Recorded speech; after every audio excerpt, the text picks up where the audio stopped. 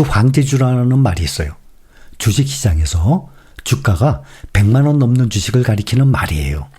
과거에 보면 삼성전자, 아모레퍼시픽, NC소프트 이런 종목들이 황제주의 대표 기업들이었어요. NC소프트도 마찬가지예요. 2021년 2월에 주가가 100만 원을 넘어간 후에 지금은 15만 원으로 85% 거의 90% 가까이 하락 중이에요.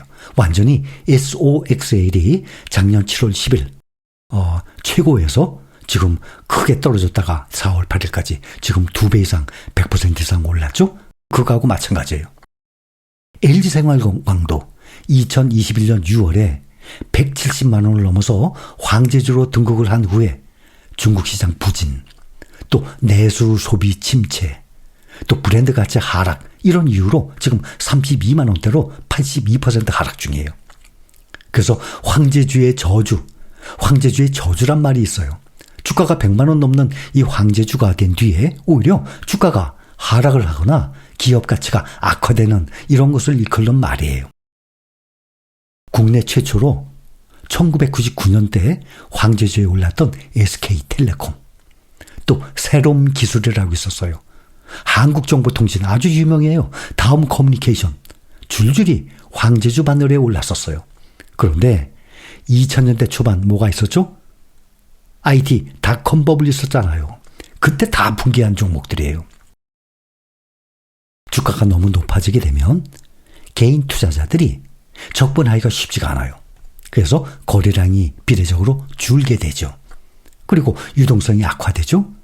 심리적인 측면에서는 이 과열된 기대와 함께 고점 신호로도 작용할 수 있게 됩니다. 그래서 기업들이 이런 황제주의 저주를 피하기 위해서 주식을 분할을 합니다. 쪼갭니다. 투자 접근성을 높이게 되죠. 또 거래가 활발해지도록 유도하게 돼요. 그래서 삼성전자가 2018년 50대 1, 아모레퍼시픽은 10대 1, 롯데칠성도 10대 1 액면 분할 결정한 겁니다. 그러나 액면 분할 후에 오히려 주가가 하락하는 현상이 나타난 거예요. 액면 분할 발표 후에는 기대감으로 일시적으로 주가가 오르지만 이 분할이 이루어지고 나면 이벤트 종료 그 효과 이제 없어요. 그 매도세가 나올 확률이 높기 때문이에요. 그래서 삼성전자 제가 몇 번이나 말씀드렸는데 2018년 5월에 270만 원에서 50대 1 분할 후에 5만 4천 원인가부터 시작을 했어요. 그런데 저는 이 분할하기 직전에 한동안은 거래 정지 될 것 아닙니까? 50대 1 분할해서 다시 또 시작하니까. 그래서 그때 한 주에 200 몇십만 원씩 했을 때요. 그때 추가로 또 사놨었어요. 그랬는데 분할 후 5만 4천 원인가 시작해서 2019년 1월까지 3만 7천 원대까지 30% 하락했어요. 지금 삼성전자 떨어지듯이. 그래서 그때 분할하기 직전에 저도 삼성전자 주식을 추가 매수한 후에 그때 동남아 여행 떠났다고 말씀드렸었어요. 몇 번 말씀드렸어요. 여행 중에도 삼성전자 5만 4천 원에서 3만 7천 원대까지 계속 30%나 떨어지는 과정에도 주가 하락에 별로 신경 안 썼어요.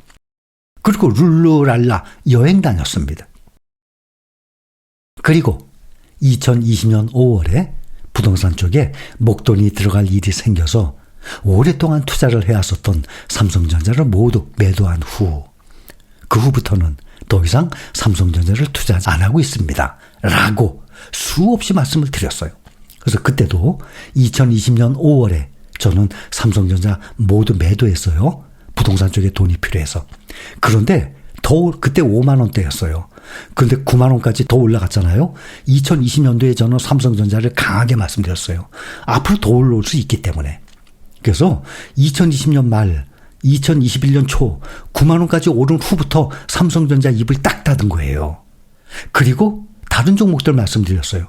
그리고 다른 종목들 나온 종목들이 특히 필반나라든지 또 이 미국 테크 탑10이라든지 좋은 ETF 종목들이 21년도부터 막 쏟아져 나오기 시작했어요. 그 다음부터 특히 에이스 글로벌 반도체 탑4 이런 걸 나올 때 그때 항상 삼성전자, 네이버, 카카오 말고 이러한 종목 모아가라고 몇 년 동안 말씀을 드린 것입니다. 2018년도에도 5만 4천 원대였는데 현재도 5만 6천 원대니까 7년간 거의 오르지 못했다는 얘기예요. 얼마 전에 이런 댓글이 있었어요. 지난 4월이었어요. 지난달에. 주가가 미국 주가 많이 떨어졌죠. 이럴 때 삼성전자 팔고 미국 주식으로 갈아타면 어떤가요? 물어보셨나? 그런 식으로 그럼요. 좋은 기회였죠. 미국 주식이 떨어진다고 다른 나라로 가버리면 그게 아니라 그럴 때 사모아야 되는 거예요.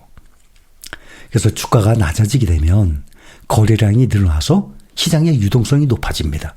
또 매수 매도 이 호가 차이가 좁아져서 거래가 더 활발해집니다. 주가가 너무 높으면 비싸다는 인식을 줄 수 있잖아요. 그래서 분할로 인해서 주가가 낮아지면 투자자에게 심리적으로 부담이 적어지고 또 기업 이미지를 개선할 수 있어요. 그런데 주식 분할과는 반대가 또 있어요. 그거는 주식 분할이 아니라 주식 병합이라 그래요. 이것도 몇 번 말씀드렸어요.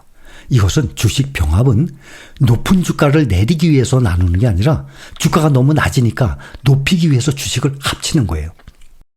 예를 들어서 1대10 주식 병합을 하는 거예요. 그러면 한 주가 10주로 늘어나는 게 아니라 10주가 한 주가 되는 거예요. 주가가 너무 낮아서 거래소 상장 기준을 유지하기 어렵거나 기업 이미지를 개선하기 위해서 병합을 하기도 합니다. 바로 레버리지 같은 경우. 인버스와 레버리지죠. 자, 보세요. TQQQ, SOXL. 장기적으로 보면 엄청나게 불어나죠. 그러니까 자꾸 이 주식 분할을 하게 되는 거예요. 그런데 반대로 SQQQ, TQQ의 반대죠. 또 SOXX. 이거 한번 봅시다. 지금 TQQQ가 16,265% 플러스예요. 그런데 그거의 반대 SQQQ는 마이너스 100%. 다 날라갔어요. 또 SOXL은 2,588% 수익률. 그런데 SOXS는 99.99% 마이너스. 다 날라갔네. 그러니 레버리지도 위험하지만 인버스는 아예 손댈 생각하지 마세요. 그러니까 사람들 보면 국내 종목에서도 이 코덱스, 코스피, 레버리지, 또 인버스 샀다 팔았다 합니다. 그런 거 그거 참 위험한 거예요. 마찬가지로 달러로 투자하는 이 미국 주식을 가지고 레버리지에 탔다가 인버스로 다 갈아타고 이런 거 결코 쉬운 거 아닙니다. 아주 어렵고 정말 무서운 거예요. 그러니까 만약에 이런 3배 오르내리는 종목에 투자하겠다 그러면 인버스, SQQQ나 SOXS처럼 이렇게 100% 다 날아가는 이거 말고 레버리지, TQQQ, SOXL에 하시되 일부만 하세요. 반토막 이상이 나도 내가 감당할 수 있는 금액. 사실 100만 원이라도 없으면 그만. 정말 사실 말이 안 되지. 100만 원 아깝죠. 누구든지 100만 원 없어도 돼. 당연히 없으면 안 되죠. 누구든지. 그 아까운 돈인데. 그러나 감당할 수 있는 금액만 일부만 하시라는 얘기예요. 그래서 지금 오늘 궁금한 거. 정말 165배 올랐어요? 네. 확인됐잖아요. 0.43달러였어요. 0.43달러. 근데 이것이 처음에는 0.43달러가 아니라 60달러로 시작한 거예요. TQQQ가. 그런데 계속 주식 분할을 하다 보니까 한 주가 140주로 늘어났으니까 60달러를 140으로 나눠보게 되면 0.43달러로 떨어진 것입니다. 근데 지금 70달러니까 이렇게 늘은 거죠. 그러니까 이 댓글에 질문을 하신 분처럼 이렇게 몇 번씩이나 크게 폭락을 했는데도 불구하고 여기까지 온 거예요. 그러니 레버리지 중에서도 이렇게 떨어질 때 20, 30%가 아니잖아요. 그렇죠? 7, 80%. 1억 투자했는데 7천만 원, 8천만 원, 9천만 원 날라가. 이거는 웬만한 사람들이 견딜 수 없는 거예요. 그래서 저는 절대 반대는 안 해요. 그러나 많은 이 투자금을 넣지는 않았으면 하는 겁니다. 항상 레버리지 말씀드릴 때는 우리가 다 장년층이라서 저는 항상 조심스러워요. 자꾸 여러분들이 그쪽으로 많은 금액이 들어갈까 봐. 조금만 넣으세요. 감당할 수 있는 금액만 넣으세요. 대신 장기적으로 보면 정말 수익률 어마어마하죠. 그래서 이런 애플, 마이크로소프트, 아마존, 엔비디아 대표 주식들이죠. 시가총액 최상위권에 있는 종목들. 이런 종목들도 처음에 상장해서 지금까지 수천 배씩이나 올랐어요. 근데 이것을 아파트로 비교해 보세요. 아파트 이렇게 오르지를 못해요. 그러니 장기적으로 보면 역사적으로 주식의 수익률을 따라올 수 있는 투자 방법은 없다.